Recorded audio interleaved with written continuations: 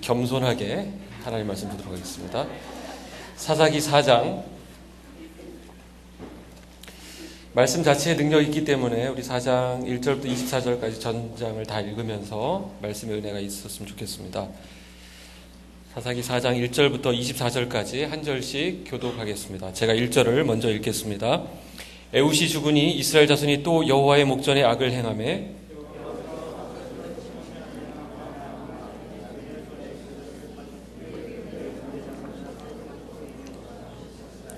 야빈 왕은 철병거 900대가 있어 20년 동안 이스라엘 자손을 심히 학대했으므로 이스라엘 자손이 여호와께 부르짖었더라.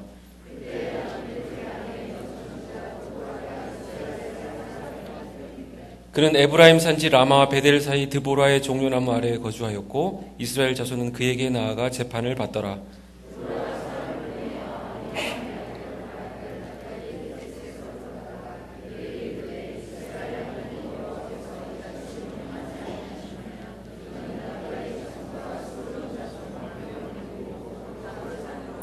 내가 야빈의 군대 장관 시스라와 그의 병거들과 그의 무리를 기송강으로 이끌어 내게 이르게 하고 그를 내 손에 넘겨주리라 하셨느니라.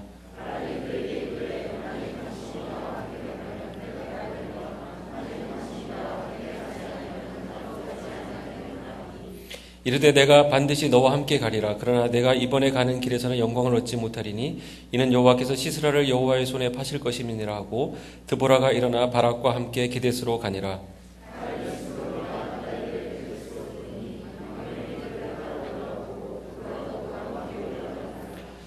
모세의 장인 호밥의 자손 중 겐사람 헤벨이 떠나 게데스에 가까운 시엔나님 상수리 나무 곁에 이르러 장막을 쳤더라.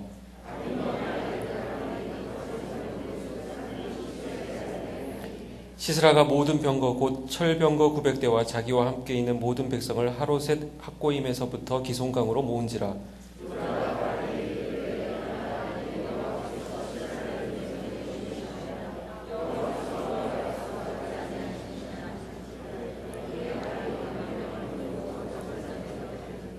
여호와께서 바락 앞에서 시스라와 그의 모든 병거와 그의 온 군대를 칼날로 혼란에 빠지게 하심에 시스라가 병거에서 내려 걸어서 도망한지라.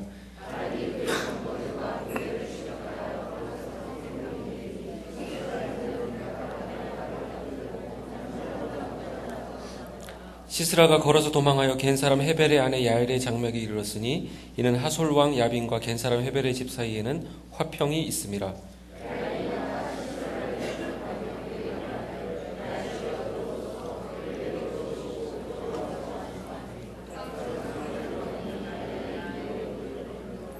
시스라가 그에게 말하되 청하노니 내게 물을 조금 마시게 하라. 내가 목이 마르다 하며 우유 부대를 열어 그에게 마시게 하고 그를 덮으니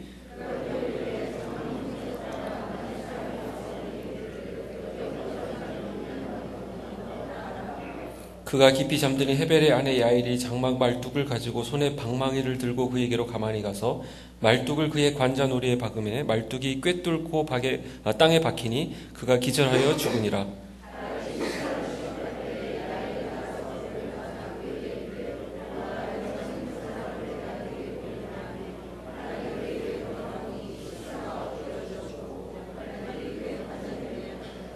이와 같이 이날에 하나님이 가나안 왕 야빈을 이스라엘 자손 앞에 굴복하게 하신지라. 이스라엘 자손의 손이 가나안 왕 야빈을 점점 더 눌러서 마침내 가나안 왕 야빈을 진멸하였더라. 아멘. 성경을 보는 관점이 여러 가지가 있는데 어떤 관점으로 보느냐에 따라서 성경의 의미가 좀 특별하게 다가오는 그런 개념들이 있습니다. 그 중에 하나가 땅의 개념으로 보는 것입니다. 성경에는 땅과 관련된 약속들이 굉장히 많이 있는데 하나님께서 이스라엘 백성들을 축복하신다고 하실 때 항상 이 땅을 언급을 하셨습니다. 한국 사람들이 유독 땅을 좋아하기 때문에 우리들에게 더 반가운 그런 개념이죠. 맨 처음 아브라함을 부르실 때도 내가 내게 지시할 땅으로 가라, 땅을 언급하셨고 애굽에서 땅 없이 노예로 살아가고 있던 이스라엘 백성들에게 그들을 불러내시면서 약속의 땅 가나안을 향하게 하셨습니다. 오늘 본문에 등장하는 사사기의 중요한 이슈도 결국에는 각 지파에게 분배된 땅을 확보하는 그리고 그것을 지키는 그런 것이 주로 형성되어 있고 열왕기에 나오는 왕국 개념도 역시 땅을 담보로 하는 것입니다. 마지막에 가보면 요한계시록 역시 새하늘과 새 땅을 언급하면서 성경은 계속해서 이 땅을 중요한 이슈로 끌고 가고 있습니다. 자, 그렇게 중요시 여겨지는 땅이지만 이스라엘 백성들에게는 여러 번의 부침이 있었습니다. 하나님 말씀에 순종하면 그 땅에서 복을 누리며 평안히 거할 수 있었지만 불순종하게 되면 그 땅에 기근이 찾아오고 흉년이 찾아옵니다. 또 전쟁도 들이닥칩니다. 심지어 그 땅에서 쫓겨나 다른 곳에 포로로 잡혀가기도 했습니다. 아마 그들은 약속의 땅 가나안에만 들어가면 모든 것이 해결되고 그 순간부터 이제 모든 게 보장된다 이렇게 생각했는지도 모릅니다. 젖과 꿀이 흐르는 땅이라 그러니까 그냥 아무데나 파면 젖과 꿀이 막 흘러나오는 그런 땅이라고 생각했는지도 모르겠습니다. 마치 요즘에도 미국만 오면 모든 게 다 해결된다. 그러니까 한국에서 공부하기 힘들고 막 그랬는데 미국 가면 뭐라도 되겠지. 이렇게 오는 애들이 저희 뉴욕 쪽에 있다 그러더라고요. 그런데 그 옛날 그 어른들도 보면 미국 가면 거지도 행복하게 산대더라. 그렇게 말을 듣고 미국 비행기 싣고 미국 땅에 내리는 순간 입에서는 영어가 터지고 밑에서는 석유가 터지는 뭐 그런 거를 생각하고 온 것입니다. 근데 여기 어르신들 계시지만 정말 그랬습니까? 얼마나 미국에서 정착하고 자리를 잡는 게 어려웠습니까? 얼마나 많은 눈물과 땀을 흘려야 했는지 우리 여기 계신 어르신들에게 물어보면 잘 아실 것입니다. 어찌 보면 그 땅을 무작정 차지하고 있는 게 능사가 아니라 그 땅에서 어떤 방식으로 살아야 하는가가 더 중요한 문제로 우리에게 다가오는 것을 깨닫게 됩니다. 더 나아가서 하나님께서는 그 땅에 거주하는 하나님의 백성들이 어떤 삶의 방식으로 살아가기를 원하시는가? 하나님의 백성들은 어떻게 살아야 하는가? 이것은 성경을 관통하는 굉장히 중요한 주제이기도 합니다. 애굽을 나와서 가나안으로 이스라엘 백성들은 바로 직행할 수 있었지만 하나님은 40년 동안이나 그들을 광야에서 돌리셨습니다. 거기서 율법을 주심으로 하나님의 백성은 이렇게 규정한다라고 하는 법률을 주셨는데 그것이 바로 율법입니다. 제사법, 레위기에 나오는 제사법은 하나님을 어떻게 예배하는 백성이 될 것인가. 또 많은 성결법들이 있죠. 그것은 하나님의 백성들의 삶은 어떠해야 되는가라는 것을 밝히고 있는 말씀입니다. 결국 광야를 지나면서 모세를 통해 선포된 하나님의 율법은 이스라엘 백성들이 갖춰야 될 정체성과 연결됩니다. 그렇게 준비된 자가 그 약속된 땅을 부여받게 되는 것입니다. 결국 율법이라고 하는 것은 약속의 땅에 누가 거주할 수 있는가? 하나님의 백성은 바로 이런 자들로 규정한다라고 하는 것을 규정하는 그런 문서라고 할 수 있습니다. 약속의 땅이라고 하는 것은 결국 하나님과 이스라엘 백성들 사이의 그 관계, 언약을 기반으로 합니다. 그 땅에서 형통할 수 있는 비결은 그러니까 하나님과의 관계, 언약, 이 약속의 근거에서 이루어지게 되는 것입니다. 그 언약 관계가 형통하면, 원만하면 하나님과의 화평이 있게 되는 것입니다. 그런데 그 사이에 틈이 생기고 바이러스가 침투하게 되면 문제가 됩니다. 불행하게도 사사기 이스라엘 역사에는 이 바이러스가 자주 침투해서 하나님과 백성들 사이에, 이스라엘 백성들 사이에 화평이 깨어지는 그런 일들이 발생했습니다.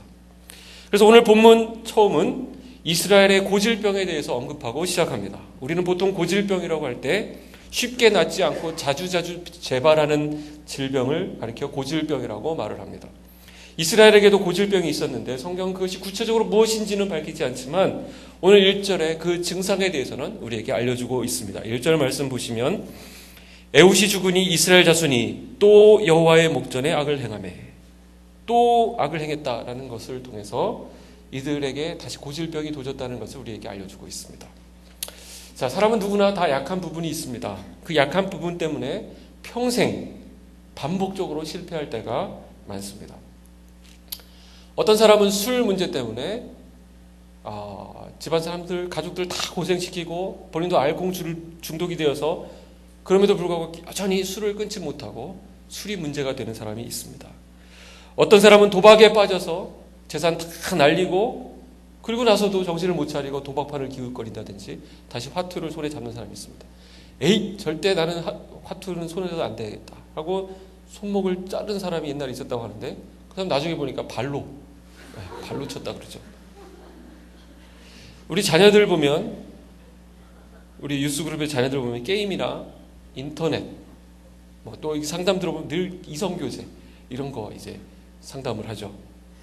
그게 고민거리인데 그것이 그 시기에 잘 적절하게 통제가 되면, 또 그걸 잘 넘어서게 되면 이제 극복을 하게 되는 것이지만, 그거를 극복하지 못하고 계속 안고 거기 넘어지게 될 때 성인이 되어서도 그 사람의 발목을 잡게 되는 것을 우리 주변에서, 우리 청년부 안에서 많이 보게 됩니다. 자, 그것은 그 사람에게 고질병이 되는 것입니다. 왜 사람들에게는 고질병이 있을까? 그것이 바로 죄의 본성이기 때문에 그렇습니다.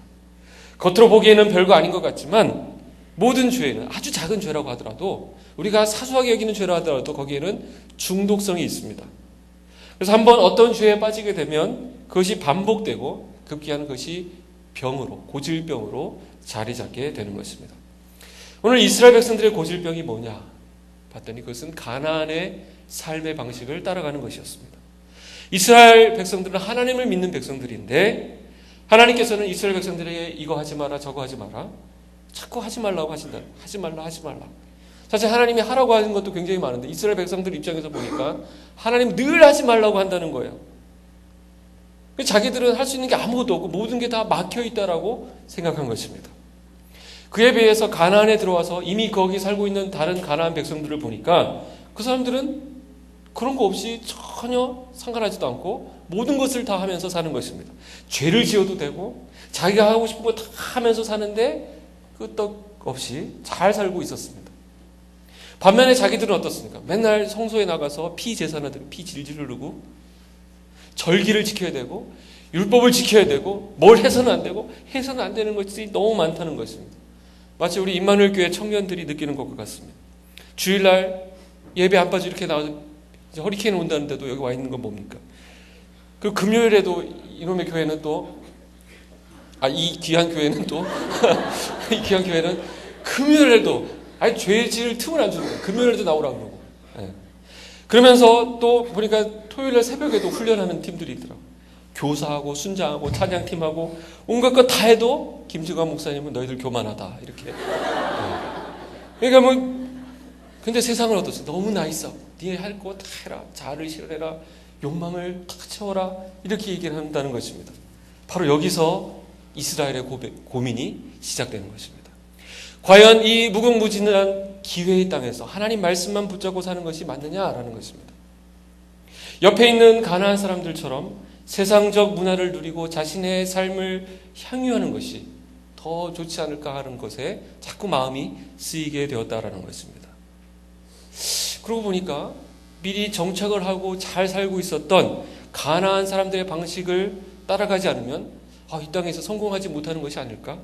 나만 도태되는 것이 아닐까 하는 불안감이 그들에게 엄습해 왔던 것입니다. 이런 가운데 그들은 조금씩 가나안의 문화를 받아들이기 시작했고 또 그것을 따라가기 시작했고 거기에 동화되었습니다. 이것이 바로 성경이 지적하고 있는 이스라엘 백성들의 고질병이었습니다.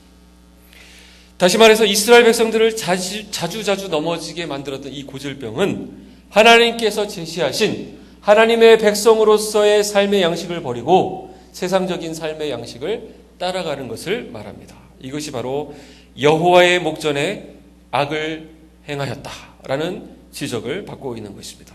그 배경 가운데 오늘 본문이 위치하고 있습니다.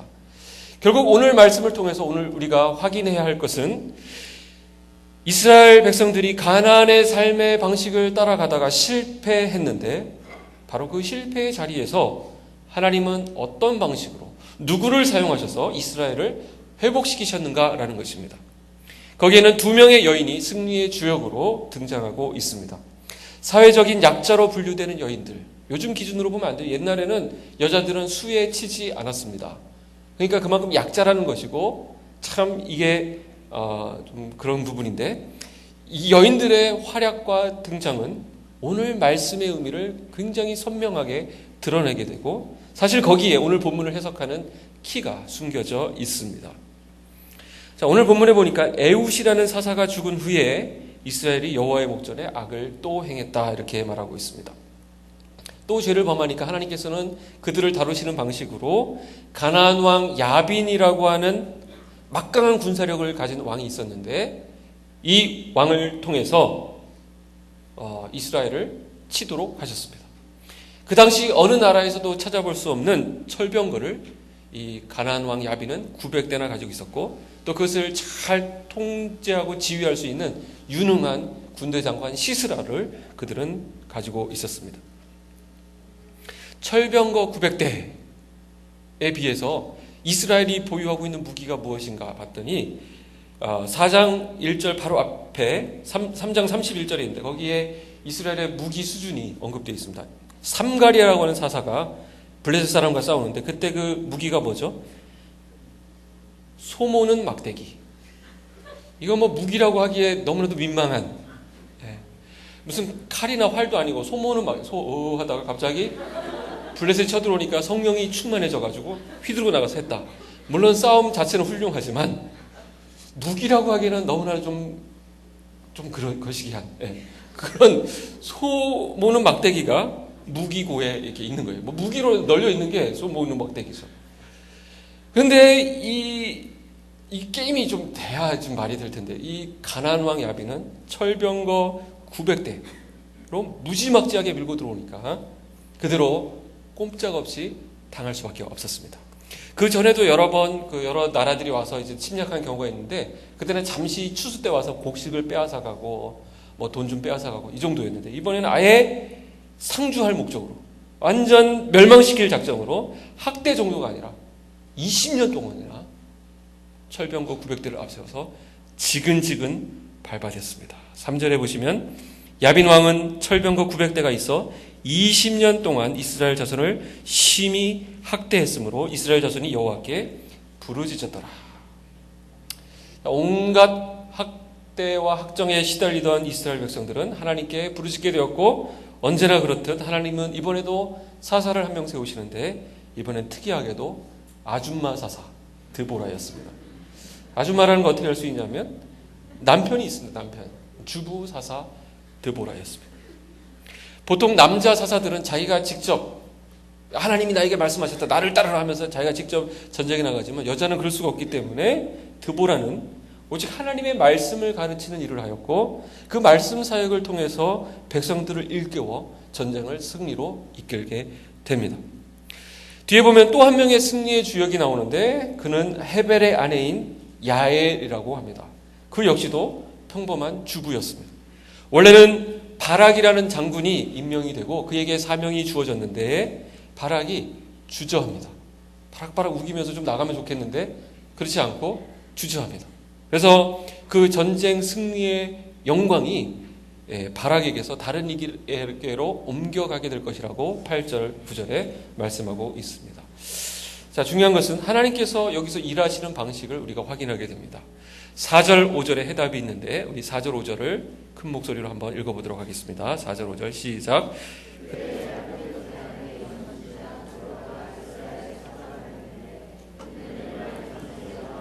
베델 사이 드보라의 종려나무 아래에 거주하였고 이스라엘 자손은 그에게 나아가 재판을 받더라.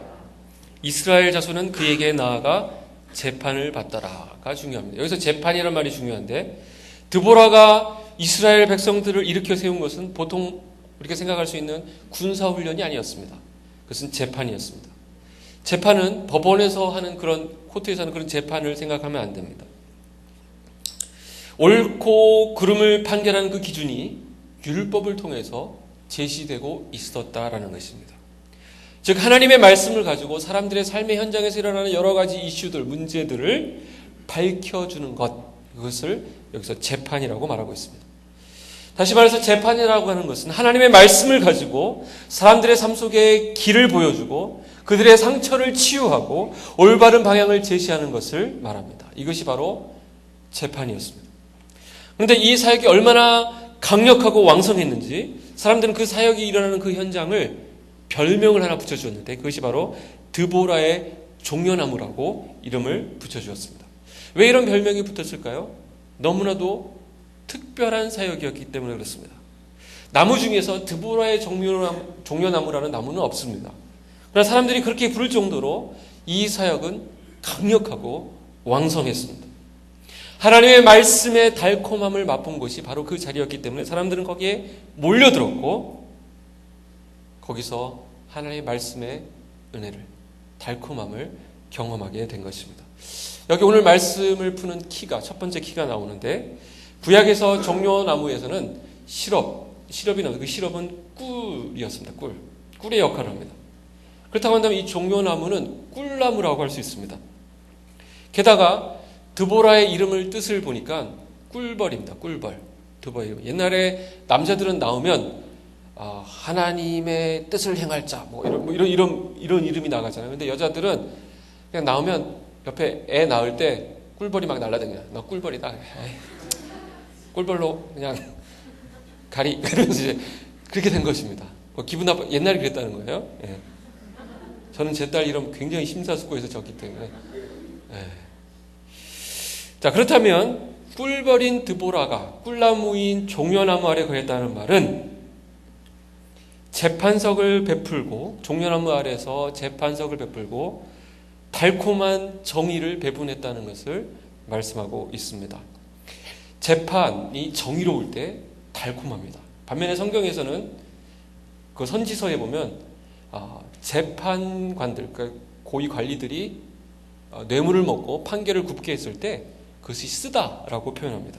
아모스 5장 7절이 대표적인데, 정의를 쓴 쑥으로 바꾸며 공의를 땅에 던지는 자들아. 당시 재판관들을 향해서 하나님께 경고하신 말씀인데, 정의가 굽게 되면 그게 쓰게 됩니다. 그러니까 정의로운 재판을 못 받게 되면 백성들이 쓴 맛을 느끼게 됩니다. 그러나 정의가 정의롭게 시행되면 사람들 거기서 달콤함을 경험하게 된다는 것입니다. 결국 이 드보라의 종려나무에서 백성들이 듣게 된 것은 드보라 개인의 말이 아니라 하나님의 말씀의 달콤함을 경험한 것입니다. 20년 동안 폭정에 눌려서 피폐해질 대로 피폐해진 이 사람들, 깨어질 대로 깨어진 이 사람들이 하나님의 이 달콤한 말씀을 듣고 회복된 것입니다. 이 말씀으로 회복된 사람들이 나중에 철병거 900대를 대항하여 일어나게 되는 것입니다. 원래는 절대 그럴 수 없는 사람들이었는데 드보라를 통하여 들은 이 말씀을 통하여서 이들은 용기를 얻게 되었고, 예전에 그렇게 두렵던 철병거를 향해서 이제는 담대하게 나갈 수 있는 힘을 제공받게 된 것입니다. 이것이 바로 하나님께서 일하시는 방식입니다. 다른 것 다 놔두시고, 우리가 문제가 있습니다, 이것 때문에 어렵습니다 할 때 그것들을 다 놔두시고 먼저 우리의 영혼을 살리십니다. 말씀을 듣는 가운데 하나님을 만나게 하시고, 그리고 우리의 믿음을 회복시키셔서 우리의 생각을 바꾸어 주시는 것입니다. 그렇게 움츠려 있던 사람들이 하나님 앞에 강력한 용사로 거듭나게 되는 것입니다. 오늘 가나안과의 전쟁이 드보라의 말씀 운동으로 시작되었다고 한다면 이 전쟁의 마무리는 어떻게 끝나고 있는가? 야엘이라고 하는 한 여인이 취한 믿음의 행동으로 전쟁이 종결됩니다. 이 전쟁은 시스라 군대의 참패로 끝이 나게 됩니다. 아무도 하나님께서 엄청난 폭우를 거기 내리신 것 같습니다. 당시는 아스팔트나 이런 그런 길이 아니었기 때문에 철병거가 온다 그래도 그 길은 그냥 흙길이 아니겠습니까? 잘 닦여졌다 하더라도 그 흙길입니다. 근데 폭우가 내리니까 그 흙길이 전부 다 진흙탕으로 바뀌게 되고, 철병거가 바퀴가 거기에 다 걸려가지고 빠져가지고 꼼짝달싹 못하게 된 것이죠. 그러니까 다볼산에 기다려 있던 그 바락의 군대가 이제는 그 연못에서 고기 낚시하듯이 완전 그냥 이제 사륙을 하게 된 것입니다. 철병거 900성을 믿고 나왔었는데 이제는 시스라의 군대가 철병거가 쓸모가 없게 완전 무용지물이 되어버렸습니다.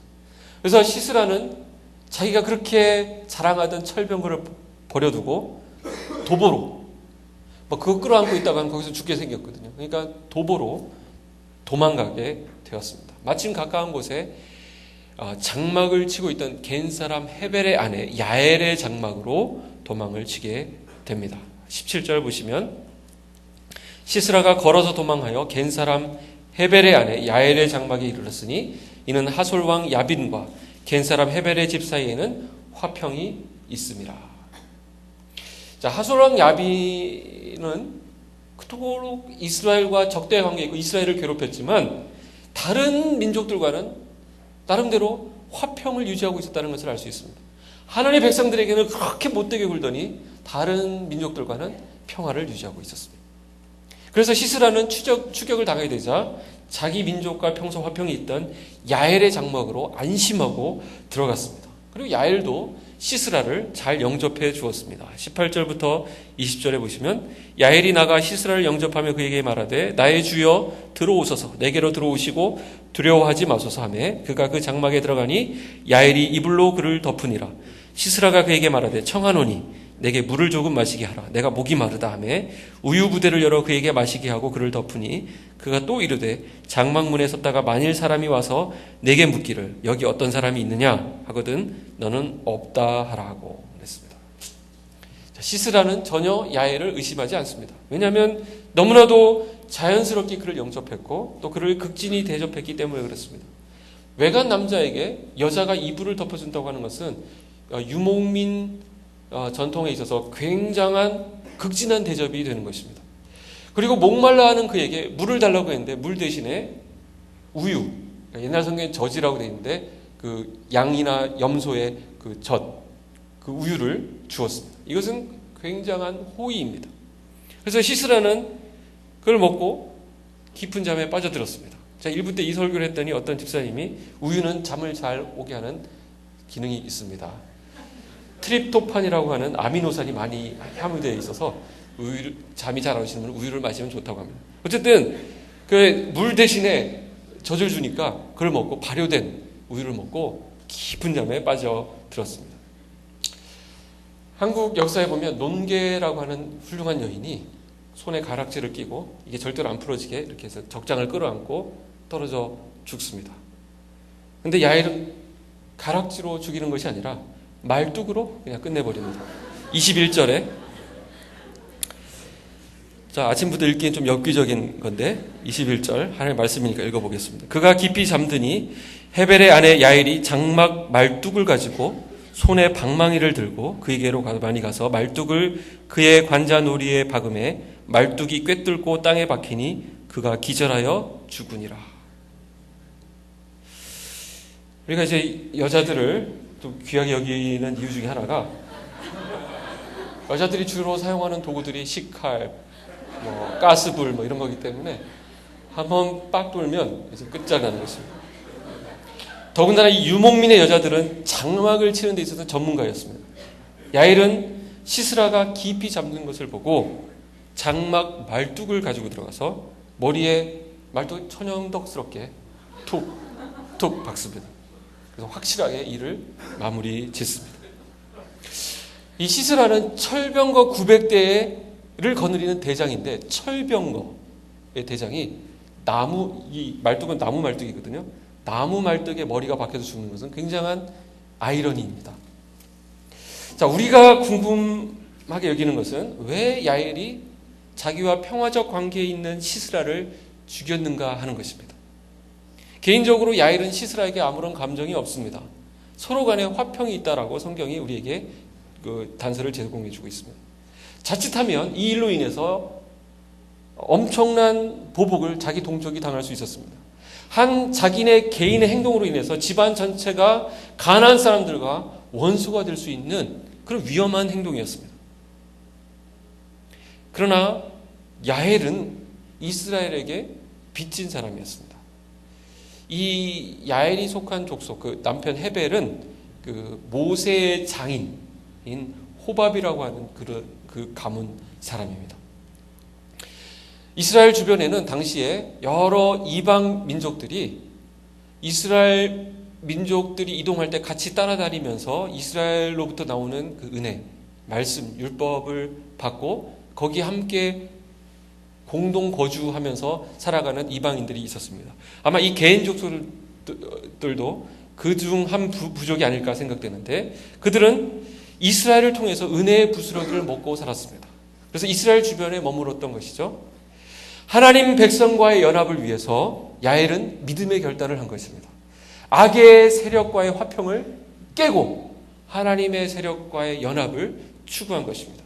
이 둘 사이에서 야엘은 머뭇거리지 않고 자기 손으로 이 일을 끝내기로 작정합니다. 그리고 행동했습니다. 야엘의 이 행동을 통해서 하나님께서 우리에게 보여주시고자 하는 메시지가 있습니다. 그것이 무엇입니까? 하나님께서는 하나님의 말씀을 받고서도 주저하고 있는 이스라엘의 정규 멤버들보다는 비록 하나님의 은혜의 부수기로 만족하며 살아가고 있지만 기회가 주어졌을 때, 찬스가 왔을 때 외면하지 않고 회피하지 않고 용감히 싸우는 이 이방 여인을 얼마나 높이 평가하시는지 우리에게 교훈하고 있는 것입니다. 수많은 말씀을 듣고도 가만히 앉아있는 이스라엘보다는 비록 부스러기 은혜를 받고 있었지만 하나님을 사랑하고 간절히 사모하는 이에게 하나님께서 더 큰 상급을 주신다고 하는, 하나님 나라에서 먼저 된 자가 나중되고 나중된 자가 먼저 된다고 하는 이 사실을 붙잡고 하나님 앞에서 작은 믿음의 결단을 할 때 하나님께서 그 작은 결단을 굉장히 귀하게 보신다는 사실을 우리에게 알려주고 있습니다. 연말에 보면 사역 지원들 하는데 우리 교육자들이 볼 때 깜짝 놀랄 일들이 있습니다. 뜻밖의 사람들이 막 지원을 하는 거예요. 저 이 일을 내년에 해보겠습니다. 그럴 사람이 아니다. 어떻게 저런 일을 했을까? 깜짝 놀라는 사람들이 있습니다. 갑자기 청년부에서도 막 갑자기 뭐 해보겠다고, 순장하겠다고 막 그런 사람도 있고 막 나오잖아요. 네. 깜짝 놀라면서. 근데 하나님은 그런 결단들을 굉장히 귀하게 보신다는 거예요. 하나님께서는 교만한 상태로 자기 만족에 빠져있는 자들을 결코 기뻐하지 않으십니다. 늘 자신의 부족함을 알고 하나님의 은혜를 구걸하지만 아주 작은 기회가 주어졌을 때 회피하지 않고 감당하는 자들을 하나님께서 축복해 주십니다. 결국 이 전쟁에서 가장 큰 승리의 영광은 이방 여자인 야엘에게로 돌아가게 됩니다. 자, 야엘의 이름 뜻이 또 재밌는데 야엘의 이름 뜻은 산염소입니다. 아마 그 어머니가 애를 낳을 때 옆에 염소가 울었나 봅니다. 넌 삼염소다. 이러고 치우자. 그러면서 지나간 것입니다. 근데 뜻밖에도 이 삼년소인 야엘이 시스라에게 우유, 젖을 주고 있습니다. 사실 달라고 한 것은 물인데 발효된 우유를 주고 있는 것입니다. 여기 두 번째 이 본문을 푸는 열쇠가 있습니다. 앞에서 드보라의 이름의 뜻이 뭐라고 했죠? 꿀벌. 꿀벌인 드보라를 통해서 달콤한 정의, 하나님의 말씀이 선포되고 있었습니다. 꿀이 흐른 것입니다. 그런데 여기 야엘의 이름 뜻은 산염소라고 했습니다. 야엘을 통해서 믿음의 결단이 시행되고 있습니다. 젖이 흐르고 있는 것입니다. 여기서 우리는 성경에서 그토록 얘기했던 젖과 꿀이 흐르는 땅의 비밀을 풀게 됩니다. 젖과 꿀이 흐른다는 것이 무엇이냐? 그것은 하나님의 말씀이 선포되고 믿음의 결단이 시행되는 것. 그것이 바로 하나님이 말씀하신, 계획하신 젖과 꿀이 흐르는 땅의 비밀이었습니다. 젖과 꿀이 흐르는 땅, 그것은 석유가 나오는 땅이라든가 농사가 잘 되는 땅을 얘기하지 않습니다. 오히려 이스라엘 성지순례 다녀오신 분들은 그 땅은 너무나도 쓸모없고 척박한 땅이라고 얘기를 합니다. 거기에 하나님의 의도가 있습니다. 하나님은 그 땅이 젖과 꿀이 흐르는 땅이라고 말씀하시는 것은 왜 그렇습니까? 그것은 그 땅 자체에 있는 것이 아니라 그 땅에 살아가고 있는 사람들의 삶의 방식이 젖과 꿀이 흘러야 함을 말씀하고 있는 것입니다. 오늘 이 승리의 주역인 드보라와 야엘이 그 열쇠입니다. 꿀벌인 드보라를 통해서 흘러나온 것은 하나님의 말씀이었습니다. 산염소인 야엘을 통해 나타난 것은 믿음의 순종이었습니다. 결국 하나님께서 이스라엘 백성들에게 기대하셨던 삶의 방식이라고 하는 것은 하나님의 말씀과 믿음의 결단으로 하는 순종이라는 것을 알 수 있습니다. 바로 여기서 이스라엘 백성들과 하나님과의 화평이 성립되게 되는 것입니다. 사실 이 젖과 꿀 공식이 풀리게 되면 그 다음은 하나님의 몫으로 돌아가게 됩니다. 나는 너희 하나님이 되고 너희는 내 백성이 되리라 라는 말씀을 하나님께서 모세오경에 여러 번 말씀하시거든요. 하나님께서 그들의 하나님으로 역사하시는 것은 그들 안에 하나님의 말씀과 순종이 있을 때 하나님과 화평이 회복되는 것이고 하나님이 역사하시는 것입니다. 그러면 그 나머지는 하나님께서 책임지시게 되시는 것이죠. 말씀과 순종이라는 공식을 풀지 않고 내 힘으로 뭔가를 하려고 하면 항상 실패하게 되어 있습니다. 이스라엘의 성공 비결이 여기 있습니다. 철병거 900승을 보고 그것을 대적할 만한 군대를 조직한다든지 자금을 돈을 모은다든지 똑똑한 전략을 세운다고 되는 것이 아니에요. 오히려 하나님께서 일하시는 방식은 하나님의 말씀을 듣고 거기에 순종하는 것을 통해서 하나님 그 다음에 하나님이 일하시는, 우리의 상상을 뛰어넘는 기상천외한 방법으로 하나님이 일하신다라는 것입니다. 사실 사사기에 등장하는 사사들의 면면을 보면 다 하나같이 시원찮은 사람들입니다. 오른손에 장애가 있는 사람이 있습니다. 에훗이 그렇습니다. 사생아도 있습니다. 입다가 그렇습니다. 드보라와 같은 여자도 있습니다. 하나님은 늘 이런 식으로 일하십니다. 하나님 스스로 핸디캡을 지고 싸우시는 거예요. 고린도전서 1장 27절에 보니까 그러나 하나님께서 세상에 미련한 것들을 택하사 지혜 있는 자들을 부끄럽게 하려 하시고 세상에 약한 것들을 택하사 강한 것들을 부끄럽게 하려 하시며 하나님께서 세상에 천한 것들과 멸시받는 것들과 없는 것들을 택하사 있는 것들을 폐하려 하시다니 이는 아무 육체도 하나님 앞에서 자랑하지 못하게 하려 하십니다. 왜 하나님이 이렇게 하신다고요? 왜 하나님은 약한 자를 택하셔서 강한 자를 부끄럽게 하실까요? 그것은 역사를 이끌어 가시는 그 하나님의 힘, 형통의 비밀이 하나님께 있음을 드러내시기 위해서 그렇다는 것입니다. 그렇기 때문에 우리는 빨리 이 하나님의 이 공식에, 축복 공식에 나 자신을 맞추는 것이 형통으로 이르는 비결이 되는 것입니다. 가나안의 철병거를 의지할 것이냐, 아니면 하나님을 의지할 것이냐. 수학에서 보면 무한대라는 개념이 있습니다. 우리 임마누엘 교회 성도들은 수학적 능력이 다른 교회에 비해 월등히 높다는 평가와 분석 자료가 있습니다. 그래서 무한대라는 개념을 알죠. 무한대라는 것은 끝이 없이 펼쳐지는 걸 무한대라고 합니다. 근데 그 무한대에다가 10을 더하나 100을 더하나 1000을 더하나 만을 더하나 그 무한대에 별 영향을 주지 않습니다. 무한대에다가 10 더하고 만 더하는 게 별 차이가 없다는 것입니다. 별 차이가 없는 게 아예 차이가 없습니다. 그죠? 무한대니까. 무한대이신 하나님에게는 10이 붙든 100이 붙든 만이 붙든 그것이 중요한 것이 아니라 내가 10이 되어야 더 쓰임받고 만이 되어야 더 쓰임받고 이런 것이 아니라는 것입니다. 중요한 것은 내가 하나님께 붙어 있느냐가 더 중요하다는 것입니다. 하나님께 접속되어 있느냐, 하나님과 화평의 관계가 이루어져 있느냐가 중요한 것이지 내가 이제는 100밖에 안 되니까 이제 1000이 되어야 하나님께서 그 정도 돼야 좀 써주시겠지. 이게 아니라는 것입니다. 이 원리를 알게 되면 오히려 우리가 약한 것이 더 좋다라는 것입니다. 내가 약할수록, 내가 못날수록, 내가 모자랄수록 더 좋다니 과연 그게 무슨 말인가? 약한 것을 사용하면 하나님께는 영광이 2배, 적에게는 치욕이 2배가 되기 때문에 그렇습니다. 근데 중국 그 무협지 읽어보셨나요? 중국 무협의 고수들 보면 늘 주막에서 차를 이렇게 찻잔을 기울이고 있습니다. 그러면 저쪽에서 막 나쁜 놈들이 그냥 온갖 무기들 막 공성태, 뭐 철퇴, 쌍칼 막 이런 거 들고 막 가서 막 죽일 듯 담배듭니다. 그럼 뭘로 싸웁니까? 거의 뭐 젓가락이나 부채. 뭐 막 하는데 뭐 휘식 하더니만 저쪽에 다 쓰러져 있고 계속 찻잔을 기울이고 있습니다. 뻥이 많이 가미되어 있지만 그래도 그걸 보면 사람들이 지켜보면서 뭘 합니까? 우와! 고수에게는 영광이 2배, 저 적들에게는 치욕이 2배. 이 무사들은 칼에 맞아 죽는 것이 명예스러운데 젓가락에 찔려서 굉장히 치욕스러운 거거든요. 파리도 아니고 말이야. 또 부채로 한번 땡 맞고 깨끗이 쓰러지니까 얼마나 치욕스럽습니까? 하나님께는 영광이 2배, 원수들에게는 치욕이 2배. 바로 앞 3장에는 삼가리 소모는 막대기로 블레셋 사람 600명을 죽였다는 기사가, 짤막한 기사가 나옵니다.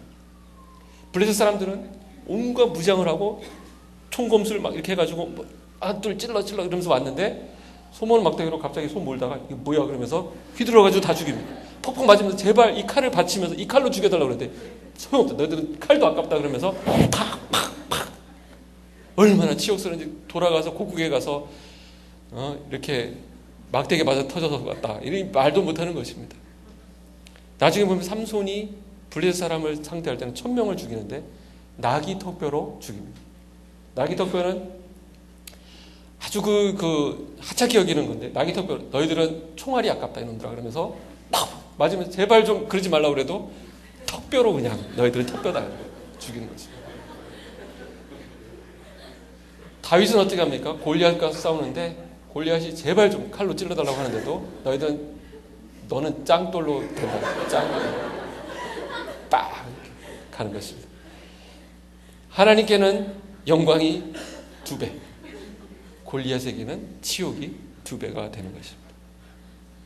하나님은 고수이시기 때문에 무기를 탓하지 않으세요. 무한대이신 그 하나님, 고수이신 하나님이기 때문에 무기를 탓하지 않습니다. 짱돌, 턱뼈, 막대기 충분합니다. 출애굽할 때 그 바로를 혼내실 때 또 어떻게 합니까? 물론 하나님도 나름대로 작전이 있으셔서 다양하게 육해 공군을 다 동원하셨습니다. 육군 돌격 그러니까 이가 공군 그러니까 파리가 윙 해병대 그러니까 깨구리복 입은 깨구리들이 막 갔습니다. 하나님은 무궁무진한 지혜를 가지고 있습니다. 저도 이제 탁구를 좋아하는데 탁구 칠 때 상대방을 이렇게 쳐보면 이 재미가 없으면 이게 또 탁구 재미가 안 생겨요. 저는 항상 상대방 모르게 왼손으로 칩니다. 상대에게는 치욕이 2배, 나에겐 영광이 2배 되는 거죠. 그러니까 가끔가다 고수를 만날 때 고수를 그러면 왼손이 어디 있어요? 긴장 바짝하고 하는데 그때 항상 제가 라켓을 이렇게 쳐다보죠. 이렇게 라켓이 안 좋아서 그렇다는 걸 알리기 위해서. 그러나 하나님은 라켓 탓을 하지 않습니다. 고수이시기 때문에. 하나님 무기를 탓하지 않으시고 그래서 장애인도 쓰시고 여자도 쓰시고 사생아도 쓰시고 갈릴리 어부들도 쓰시고 심지어 여러분도 쓰시는 것입니다. 저도 쓰시고 하나님은 우리도 사용하고 싶어 하십니다. 오늘 본문 말씀은 우리가 이 땅에서 어떻게 하면 형통하게 될 수 있는지 그 비결을 말씀해 주고 있습니다. 뭐가 형통입니까? 하나님과의 화평, 이것이 형통입니다. 우리가 어떻게 하나님과 화평할 수 있다고요? 하나님 제시하신 2가지 길이 있는데 그것은 말씀 그리고 순종입니다. 내가 머물고 있는 이 땅이 젖과 꿀이 흐르는 환경이 되게 하려면 땅이 되게 하려면 어떻게 하면 됩니까? 하나님의 말씀과 믿음의 순종이 내 삶의 풍성이 넘치게 하면 되는 것입니다. 세상의 처세술, 이 세상 방식들이 넘쳐나는 이때에 우리가 세상의 가치를 따라가지 않는 것은 어떻게 보면 사회적인 장애인이 되는 것과 같습니다. 남들은 이미 저만치 앞에 가고 있는데 나는 아직 여기서 말씀 붙들고 성경 공부하고 기도하고 이런 것들이 나는 뒤에 처지는 것처럼 보일 수가 있습니다. 그러나 하나님의 사람은 하나님의 백성으로서의 삶의 방식이 있다라고 오늘 본문 말씀은 우리에게 교훈합니다. 말씀과 순종은 현실과 동떨어진 이상처럼 들립니다. 그러나 그것은 하나님을 신뢰하는 길이고 고수이시고 무한대이신 하나님을 꼭 붙잡는 길임을 기억하시는 저와 여러분이 되기를 주님의 이름으로 축원드립니다. 기도하겠습니다.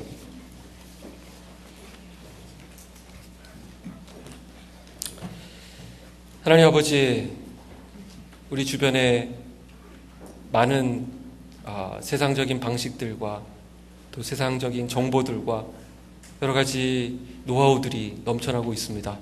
우리가 하나님의 백성으로 살아가는 것이 쉽지 않고 세상을 무작정 따라가야 하는지 아니면 말씀을 지켜야 하는지 고민할 때가 있습니다.